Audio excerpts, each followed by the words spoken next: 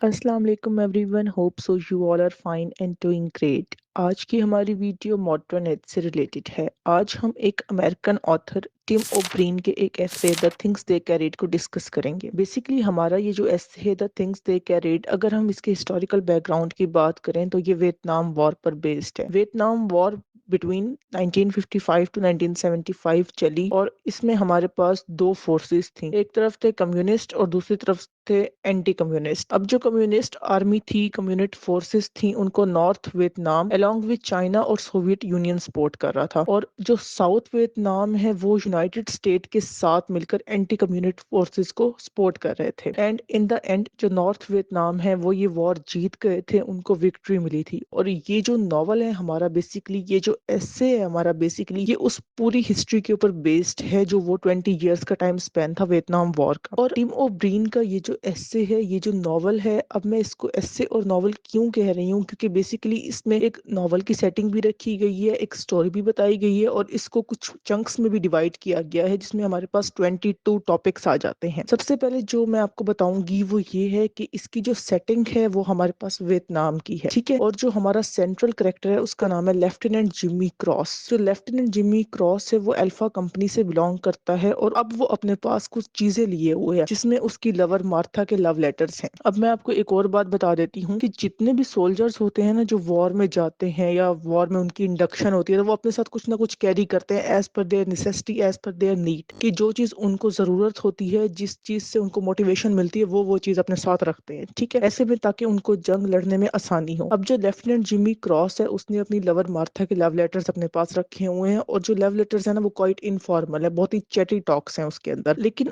जिम्मी जो है वो स्टिल अनश्योर है कि जो उसकी लवर मार्था है वो उसको पसंद करती भी है या नहीं। उसको अपनी लवर की फीलिंग्स के बारे में कोई श्योरिटी नहीं है। उसके पास अपनी लवर मार्था की दो पिक्चर्स भी हैं। एक पिक्चर जो है वो उसने तब क्लिक की थी जब उसकी लवर वॉलीबॉल खेल रही थी, और जो दूसरी पिक्चर है वो एक ब्रिक्ड वॉल है, ईंटों की बनी हुई वॉल है, उसके आगे उसकी लवर ने क्लिक करवाई है।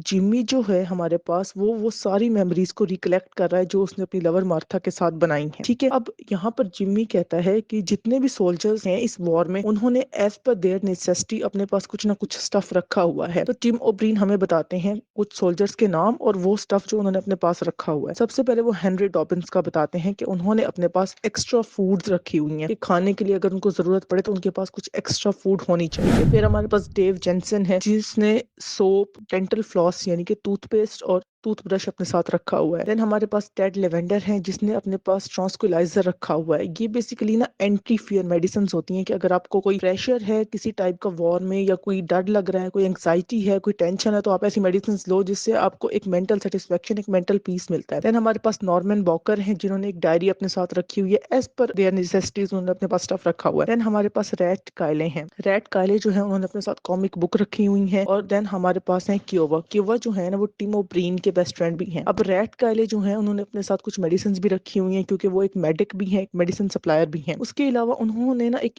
टेंजिबल स्टफ्स भी अपने साथ रखे हुए हैं, यानी ये तो सारा टेंजिबल स्टफ था, एक चीजें थी जिनकी फिजिकल फॉर्म थी जो उन्होंने अपने साथ रखी हुई थी। कुछ इनटेंजिबल चीजें भी हैं, यानी कि कुछ एब्स्ट्रैक्ट चीजें भी हैं, जैसे कि इमोशनल बर्डन जो उनके दिमाग पर है, जो उनके दिल पर है। उसके अलावा फियर कि पता नहीं हम जिंदा रहते भी हैं या नहीं, गिल्ट्स हैं उनमें, टेरर है, लॉन्गिंग्स है कि मतलब ये वॉर हमें कहाँ ले जाएगी। तो ये वो इनटेंजिबल स्टफ्स हैं, ये वो एब्स्ट्रैक्ट चीजें हैं जो उन्होंने अपने साथ रखी हुई हैं वॉर के दौरान। यहाँ पे हमारे पास द थिंग्स दे कैरीड वाला कॉन्सेप्ट खत्म हो जाता है, और उसी वियतनाम वॉर के ऊपर जो बाकी के पार्ट्स लिखे हैं टिम ओब्रीन ने, मैं आपको वो भी एक्सप्लेन कर देती हूँ साथ साथ। जो सेकंड पार्ट है हमारे पास वो है लव बाय टिम ओब्रीन। अब जो लेफ्टिनेंट जिम्मी क्रॉस है वो टिम ओब्रीन के पास जाता है और उसको कन्फेस करता है कि भाई मैं अभी भी मार्था को पसंद करता हूँ, I am still in love with that girl. और वो जो लेफ्टिनेंट जिम्मी क्रॉस है वो रिक्वेस्ट करता है टिम ओब्रीन से कि तुम एक स्टोरी लिखो, क्योंकि वो टिम ओब्रीन एक राइटर है, और तुम मुझे एज ए प्रोटेगनिस्ट पोर्ट्रे करो ताकि मार्था वो स्टोरी पढ़े और वो मुझे डिस्कवर कर ले और वो मुझसे इम्प्रेस हो जाए। इसके बाद हमारे पास एक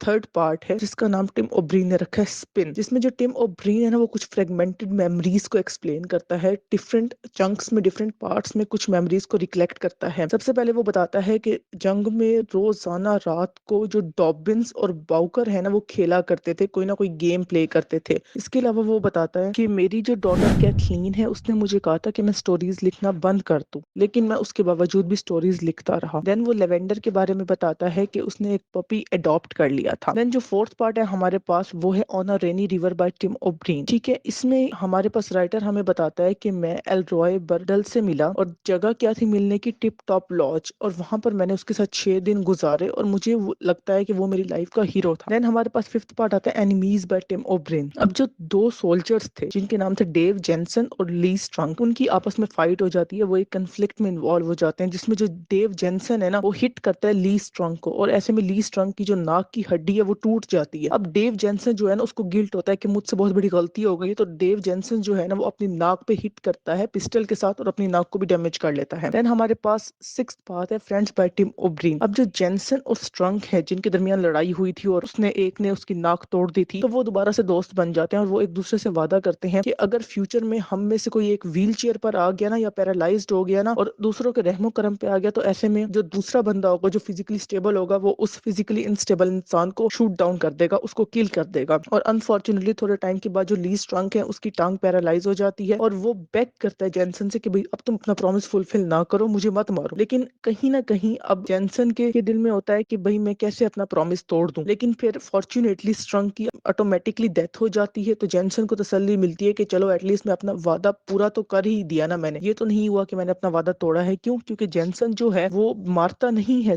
स्ट्रंग को, लेकिन स्ट्रंग की ऑटोमेटिकली डेथ हो जाती है। देन हमारे पास नेक्स्ट पार्ट है how to tell a true war story by Tim O'Brien. Brien बताते हैं कि जो वॉर की स्टोरीज होती हैं ना वो कभी भी फैक्ट बेस्ड नहीं होती, उनका कोई मॉरल नहीं होता कि भाई वॉर सही थी गलत थी, नहीं, बस वो हमारे सामने एक स्टोरी पोर्ट्रे करती हैं और लोगों का रोल बताती हैं कि वॉर में किसने कैसा रोल प्ले किया। फैक्ट्स फ्री होती हैं यानी सब्जेक्टिव होती हैं, इनका कोई ऑब्जेक्ट नहीं होता, कोई फैक्ट या इसकी कोई फाउंडेशंस नहीं होती। देन हमारे पास है द डेंटिस्ट बाय टिम ओब्रीन। एक कैरेक्टर हमारे पास यहाँ पे इंट्रोड्यूस होता है कर्ट लेमन का। कर्ट लेमन जो है वो भी एक सोल्जर है और वो आर्मी डेंटिस्ट से बहुत ज्यादा डरता है। वो कहता है कि भाई आर्मी डेंटिस्ट मुझसे दूर रहे, और जब उसको कोई दांत की तकलीफ होती है और वो आर्मी डेंटिस्ट को फेस करता है तो वो बहुत ज्यादा परेशान हो जाता है और वो फेंट कर जाता है। लेकिन एक रात वो अपने डर को ओवर क्रॉस करने के लिए जाके आर्मी डेंटिस्ट को नींद से जगाता है और कहता है कि तुम मेरा दांत निकाल दो, तुम मेरा हेल्दी दांत निकाल दो ताकि मैं अपने इस फियर को कॉप अप कर जाऊं, डील कर जाऊं। इसके बाद हमारे पास आता है sweetheart of the song Tra Bong by Tim O'Brien. एक करेक्टर है हमारे पास रॉक कायले का। कायले जो है वो भी एक सोल्जर है और उसको ड्यूटी असाइन की गई है एक आइसोलेटेड एरिया में कि तुमने आज रात को यहाँ पे ड्यूटी देनी है। और हमारे पास एक और सोल्जर है जिसका नाम है मार्क फोसी। मार्क फोसी जो है ना वो अपनी गर्लफ्रेंड को बुला लेता है जिसका नाम होता है मैरी एनाबेल। मैरी एनाबेल जो है उनको इन्वाइट किया जाता है from his boyfriend named mark foci, आओ और आके वॉर की फील्ड को देख लो। लेकिन यहाँ पे आने के बाद चीजें थोड़ी चेंज हो जाती हैं क्योंकि जो मैरी एनीबेल है उसको कोई और सोल्जर पसंद आ जाता है and she got into love with that another guy. तो इसके बाद जो हमारे पास मेन कैरेक्टर था वो थोड़ा डिसअपॉइंट हो जाता है। देन हमारे पास है स्टॉकिंस बाय टिम ओब्रीन। स्टॉकिंस का मतलब होता है सॉक्स। जो हेनरी डॉबिन्स है ना वो अपनी गर्लफ्रेंड की सॉक्स अपने साथ रखता है और जब भी वो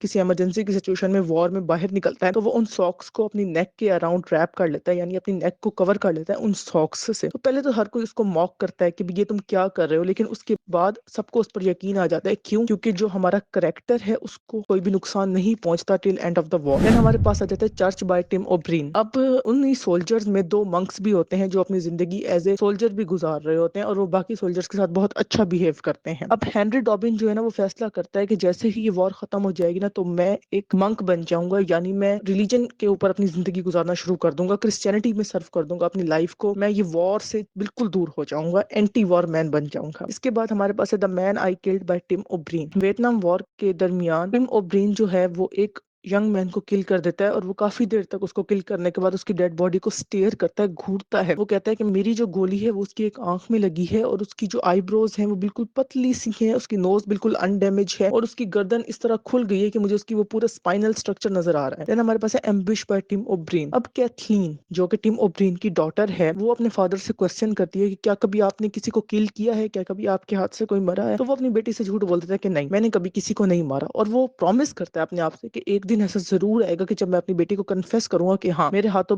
एक बंदा किल हुआ था, बट स्टिल अभी वो ये बात कन्फेस नहीं करता। इसके बाद हमारे पास है स्टाइल बाय टिम ओब्रीन। यहाँ पे एक यंग गर्ल होती है, यंग वियतनामीज गर्ल जिसका नाम मेंशन नहीं किया गया, तो वो डांस करती दिखाई जाती है उसी वॉर फील्ड के अंदर। क्यों? क्योंकि उसकी सारी की सारी फैमिली जो है ना वो मर चुकी है, उसको किल कर दिया गया है बाय द एनिमीज, और अब वो जो गर्ल है ना वो अपनी मेंटल स्टेबिलिटी खो चुकी है, तो ऐसे में वो डांस कर रही होती है। तो ये इस चीज को सिंबलाइज करता है कि भाई क्या अफेक्ट वॉर करती है एक इनोसेंट माइंड के ऊपर। देन हमारे पास है speaking of the courage by Tim O'Brien. अब जो टिम ओब्रीन है वो कहते हैं कि वॉर के बाद जो नॉर्मन बाउकर है ना वो अपने घर वापस चला गया था। क्यों? क्योंकि वो खुद को जिम्मेदार समझता था कियोवा की डेथ के लिए। देन हमारे पास है नोट्स बाय टिम ओब्रीन। ये जो नोट्स है ना बेसिकली ये पोस्ट स्क्रिप्ट है स्पीकिंग ऑफ द करेज की, यानी कि ये इससे पिछली स्टोरी को ही डिफाइन करती है। ये ना एक लेटर है 17 पेजेस का जो बाउकर ने लिखा था टिम ओब्रीन को कि भाई तुम ये लेटर ले लो और इसके बदले एक स्टोरी लिखो जहां पे एक अपोलॉजी नजर आए कि जो अपोलॉजी मैं क्योवा से कर रहा हूँ कि मेरी वजह से उसकी डेथ हुई है। देन हमारे पास है in the field by Tim O'Brien. ये जो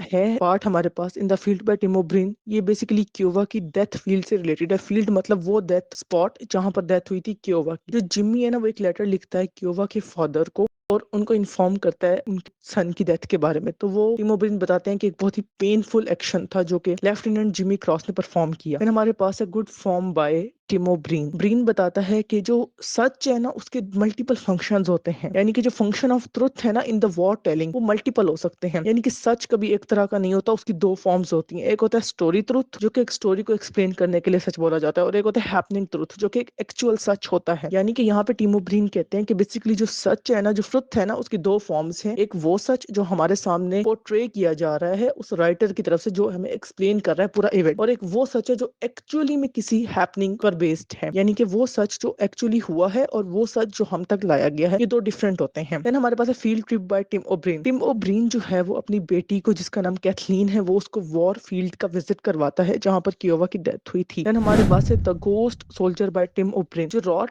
कायले है ना वो खुद को शूट करता है और उसको 2 दफा गोली लगती है। जब उसको पहली दफा गोली लगती है तब वो इतना ज्यादा उसको नुकसान नहीं पहुंचता। जब वो दूसरी बार शॉट डाउन होता है तो बहुत जख्मी हो जाता है और उसकी हालत इतनी खराब होती है कि वो ऑलमोस्ट अपने डेथ बेड पे चला जाता है। देन हमारे पास है night life by Tim O'Brien. जो रात कायले है ना उसको एक दफा ड्यूटी असाइन कर दी जाती है एक बहुत ही डेंजरस स्पॉट पे, तो वो खुद को शूट कर लेता है ताकि वो उस ड्यूटी से बच सके। ऑब्वियसली जब एक बंदा जख्मी हालत में है तो जो कमांड उसको कभी भी नहीं दी जाएगी कि आप जाओ जाके तुम किसी खतरनाक जगह पे ड्यूटी दो, तो वो खुद को जख्मी कर लेता है ताकि मैं एक हार्मफुल सिचुएशन से खुद को प्रोटेक्ट कर सकूं। तो हमारे पास देन लास्ट पार्ट आता है lives of the dead by Tim O'Brien. जो ब्रीन है ना वो अपने एक्सपीरियंसेस को उस वॉर की सिचुएशंस वाले एक्सपीरियंसेस को कंपेयर करता है अपनी चाइल्डहुड स्वीट हार्ट के साथ जिसका नाम होता है लिंडा, जिसकी डेथ हो गई थी बचपन में ही ब्रेन ट्यूमर की वजह से। बेसिकली लिंडा जो है उसकी डेड बॉडी वो पहली लाश थी जो टिम ओब्रीन ने अपनी आंखों से देखी, और उसके बाद वो सोल्जर बना और फिर उसने मल्टीपल डेड बॉडीज एग्जामिन की थी अपनी लाइफ में। तो ये जो पूरी हमारे पास एक ऐसे था, ये जो एक नॉवल था, ये बेसिकली वियतनाम वॉर के कॉन्सिक्वेंसेस को हमारे सामने पोर्ट्रे करता है कि वियतनाम वॉर के कितने ज्यादा सिवियर कॉन्सिक्वेंसेस यूथ ने लोगों ने उस टाइम पर फेस किए थे। और कहीं ना कहीं ये जो नॉवल है ये सेमी ऑटोबायोग्राफिकल भी है। क्यों? क्योंकि हमारे जो ऑथर हैं टिम ओब्रीन उन्होंने वियतनाम वॉर में सर्व किया है 2 साल तक